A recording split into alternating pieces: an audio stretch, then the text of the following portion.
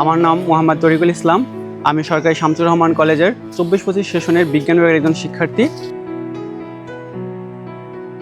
বর্তমানে এই কলেজে প্রায় 6000+ শিক্ষার্থী অধ্যয়নরত অবস্থায় আছেন।